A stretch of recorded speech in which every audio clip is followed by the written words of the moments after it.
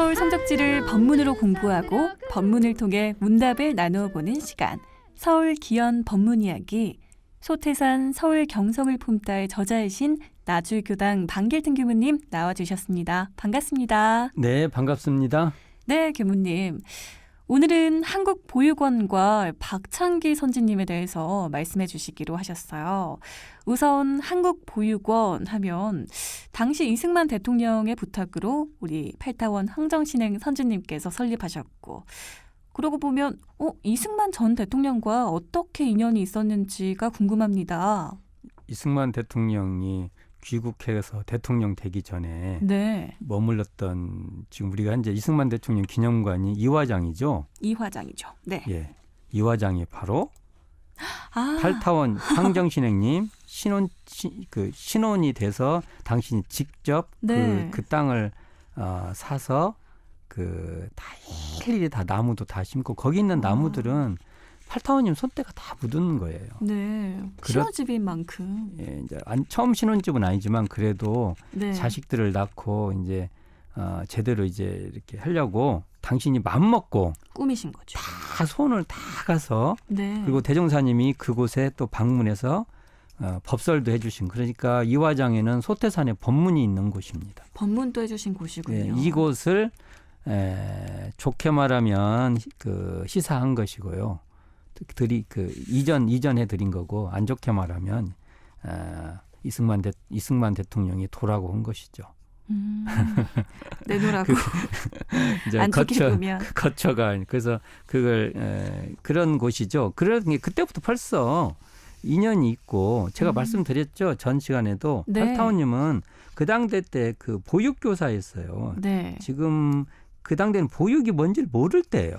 그러니까 약간 아이들에 대한 교육이 그렇게 발달하지 않았을 아예 때. 없죠. 네. 아예 없고 그것이 뭔지 그것은 다 집에서 지가 크는 것이지 집에서 자기 부모가 키우고 자기 애는 그냥 놔두면 크는 것이지. 스스로 알아서 크는 거다라는 그렇죠. 인식이 어린애들이 무슨 또 강했을 그렇게 때. 합니까? 네. 근데 이것을 보육해야 된다는 그것도 어느 기관이 국가가 이런 개념을 갖기가 쉽지가 않아요. 네. 근데 이런 것을 쉽게 말해서 학습했고 그다음에 그런 곳에 전문가로 네.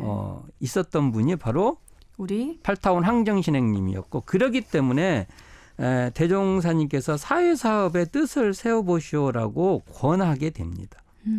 대종사님께서 팔타원님께 황정신행님께 네. 그래서 이런 말도 하죠. 대종사님께서 황정신은 그 공도에 헌신하는 사람을 친부모처럼 잘 섬기거라. 이게 시골 농가 아이들을 데려다가 타가서도 만들고 일손 바쁜 부모들을 도와서 농사일을 더 잘하게 해야 한다고 그 팔타원님한테 이렇게 말씀을 했던 거예요. 또 전문 그것도 기고 또 대종사님 말씀도 계시고 그래서 네.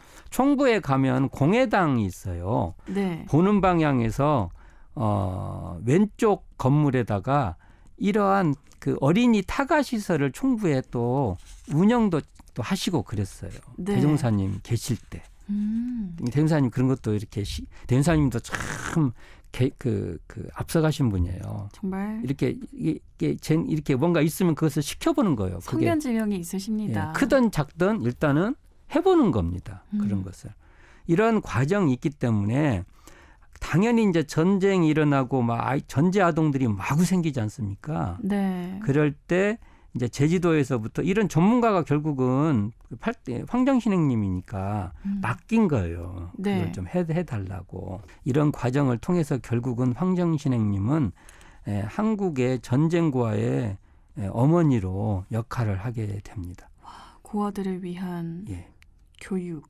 그 당대 일단 교육이라는 이 키워드를 발견하고 이렇게 보육원까지 발전시킨 거 정말 선진적인 마인드신 것 같아요. 그러니까 그 당대 신여성이라고 했지 않습니까? 네, 정말 신여성의 예, 새로운 대표적인 문물. 모습. 그리고 보육이라는 문물을 받아들이기가 쉽지 않은 거예요. 근데 이것을 뭔가 그래도 학문적 체계도 좀 있고요. 네. 서구 근대적 보육 개념을 몸에 그래도 이렇게 익혔던 전문가죠. 네. 그렇게 보면 되는데 이분이 안타깝게도 우리에게 이제 교단도 우리 원불교에서 두 아주 교단에 정말 있었어야 될 분들, 소태산이 아껴서 키워놓은 두 인물이 열반하시게 됩니다. 이 6.25라는 그 전쟁 속에서 이제 전염 그 6.25와 직접적이진 않지만 그래도 송도성이라는 큰 인물이 네. 정산종사 아우 네. 정말 대종사님께서 정말 일일이 다 그 훈도에서 키웠던 송도성이라는 주산 선생님. 송도성님께서 열반하시고 그다음에 전쟁통으로 박창기라는 분이 열반하게 돼요. 네. 왜 그러냐면 이 황정신행의 아드님 이게 일남 이녀거든요. 황정신행님이. 네. 근데 일남 외아들이죠. 하나밖에 없는 아들인 강필국이라는 분이 서울 여기 지금 이곳에 남게 돼요. 네. 지금 이곳 그 송추에. 네. 그러니까 혼자 두고 갈 수 없다 해서 박창기님이 보호자 같이 남아요. 그 우리 팔타원 선생님의 별장 말씀하시는 거죠? 예. 이공주 박창기는 이공주 선지님의 아들이지 않습니까? 네. 이 황정신행님 아들을 더 어리죠. 어리니까 네네. 혼자 두고 갈 수는 없다 하고 결국은 보호하다가 네. 결국은 그 인민군에 의해서 희생당하게 되는데 이 아픔 두 어머니 그러니까 이공주 선지님과 이게 8타원 황정신행과 9타원 이공주라는 두 어머니가 네. 정말 눈물을 가슴에 결국은 둘 다 결국은 이제 자식을 다 잃게 되는 거예요. 어머. 아들을 다 잃게 되는데 네. 가슴에 담고 이걸 기념하기 위해서 지금 그 옛날에 별장으로 있었던 것을 네. 한국보육원으로 이제 바꾸게 됩니다. 그 별장이 이제 추모하기 위한 정신으로 한국보육원으로 예. 바뀌게 되는 거군요. 이것도 진짜 큰 이 사유가 넓은 겁니다. 우리가 보통 그걸 그렇게 하는 게 아니라 더 이렇게 되면 아이들을 하는 게 더 그리고 당시도 보육 사업을 또 해왔기 때문에 네. 이제 이렇게 돼서 그곳에 하게 되는 것이죠. 그렇군요. 그리고 대종사님 뜻도 기리게 되는 것이고 네. 보육 사업을 사회 사업을 하시오. 공도 사업 결국은 사업. 우리가 보면 공도자 숭배인 게 공도 헌신 사업을 하시오라는 말을 또 따르는 것도 되고 해서 네. 그 아픔을 더 승화시켜서 했던 장소이기도 합니다. 그렇군요. 소중한 공간이네요, 정말. 그러니까 우리 팔타원 선생님의 별장이 한국보육원이다라는 그렇죠. 그 사실도 알아갑니다. 이 박창기 선생님에 대한 이야기를 좀 더 나눠볼까 해요. 박창기 선생님 너무 아깝고요. 네. 정말 서울 태생이고 서울물 먹은 사람이에요. 완전 그리고, 서울 남자시군요. 예, 그리고 부모가 부자라 정말 그 모던보이로 그냥 클 수 있는 사람입니다. 저 이공주 선지님 내로라는 재력가셨죠. 우리가 지금 알고 있는 그 당대 때 경성의 그 뭡니까 그 휘황찬란한 그 문화 속에서 성장할 수 있는 분이에요. 요즘 말하면 갑질하고 살 수 있는 분이에요. 하지만 그렇지 않으셨죠. 그러나 이분은 대종사님을 딱 뵙고 학업을 중도에 그만둬요. 오. 그리고 어머니가 이제 출가를 하게 됩니다. 네, 우리 그때 이공주 같이 선지님. 따라가요. 갖고 당신도 대종사님께 배우겠다고. 오. 그게 참 어린 시절에 대종사님한테 굉장한 그 어떤 그 감명을 받았나 봐요. 굉장히 어린 나이이지 어릴 때부터 늘 않을까요? 보게 돼요. 대종사님을 뵙게 돼요. 그러니까 이렇게 딱 정리를 해서 이분도 출가를 해서 대종사님께 이제 대종사님 방 청소부터 시작해서 대종사님께 딱 그 대종사님을 배우는 게 당신의 다예요. 오. 이런 분인데 네. 이분은 굉장히 그래서 오죽 이분이 성품이 참 좋았나 봐요. 올고드신 분이시군요. 그러니까 그 대종사님께서 이 박창기를 인장법사라고 칭찬을 해요. 인장법사요? 예, 어진 마음이 이렇게 마음속에 이렇게 간직돼 있다 해서 인장법사라고. 최고의 칭찬이네요. 칭찬이 정말. 좀 품성이 굉장히 좋으셨던 분 같아요. 네. 이분이. 그리고 이분이 이게 아이들 어린이 교육도 총부에서 익산 총부의 어린이 법회도 시작하고 막 그래요. 이분이. 와.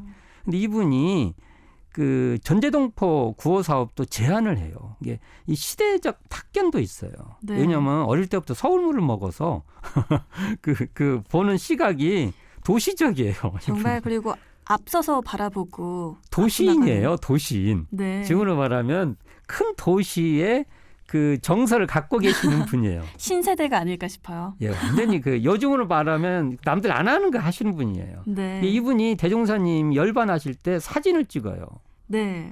지금 우리가 보고 있는 사진이 다 이분이 찍은 사진이에요. 이분이 남기시지 않았다면 우리 없어요. 볼 수 말로만 없을 우리가 거잖아요. 알고 있는 거죠. 그때도 주변에서 이 슬픈데 사진 찍고 있냐고 소리 들어요. 하지만 진짜 중요한 일이었죠. 그럼요. 그리고 대종사님의 성적지를 이분이 그 고증에 따라서 또 사진을 남겨놔요. 와. 이게 우리에게 현재 엄청난 기준이 되고 있습니다. 정말 자료입니다. 소중한 자료들. 이것도 견해가 있으니까 하는 거예요. 네. 근데 이분이 결국은 해방된 이후에 그 서울에 올라가서 동국대학교 그 불교학과에 다녀서 졸업을 해요. 네. 그리고 졸업 논문이 업의 원리예요. 업의 원리. 졸업 논문 지금 읽어봐도 굉장히 뛰어나요. 저도 다 읽어봤는데. 저도 한번 읽어봐야겠습니다. 업의 원리에서 이 불교에 대한 원리를 상당 부분 꿰뚫고 있고요. 네. 동국대학교 대학원에 진학하고 뭐 이렇게 해외 포교 길을 모색하려고 다 계획했는데 전쟁통이 나요. 영어 공부도 하세요. 이분이 해외에 가려고. 근데 이분이 어떤 주장을 하게 되냐면 네. 정치관과 그 교육관을 발표를 해요. 정치관, 이 교육관. 1945년 해방된 그 겨울쯤에 글을 발표하는데 이 글이 뭐냐면 하나는 교단의 행정 방향이고요. 네. 또 하나는 교단의 교역자 양성의 방향을 제시한 거예요. 이게 뭐냐면 지금도 따라가지 못할 내용인데 네. 교단 행정을 이렇게 하자. 대의 행정을 해야 한다. 대중 행정을 해야 된다. 공개적으로 행정을 해야 된다. 인권 행정해야 된다. 그다음에 교산, 병진 행정을 해야 된다. 그러니까 이게 굉장히 민주적이고요. 진보적이고 미래지향적인 행정을 말하고요. 네. 근데 교육자 양성도 이렇게 해야 된다. 외국 유학과 학교 교육을 병행한 고등교육자를 양성해야 한다. 해서 자기 사재를 털어서 그 사람들을 막 서울에 막 보내요. 네. 와, 사비까지 털어서 이런 분들이 나중에 다들 지금 현재 원광 중고등학교 교장 선생님 하고요. 뭐 다 역할을 하신 거예요.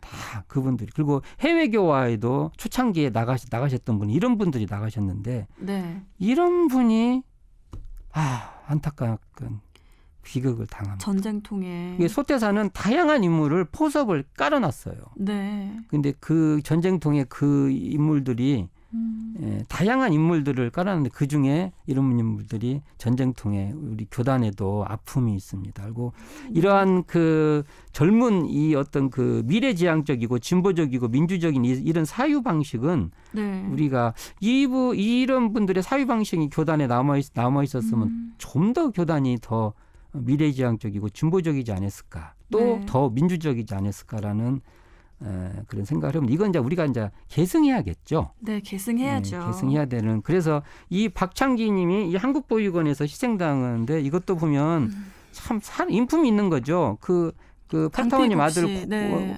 아들. 그때 같이 공부했던 분들은 다 익산총부로 보내요. 그리고 당신 혼자 남아서 하다가 아이고. 이런 변을 당하게 돼서 여기에는 두 어머니의 아픔. 네. 그러면서 이것을 승화시켰던 또 이분들의 어머니들의 정말 엄청난 극기복례죠. 극기에서 정말 상승시켜버리는 거지 않습니까?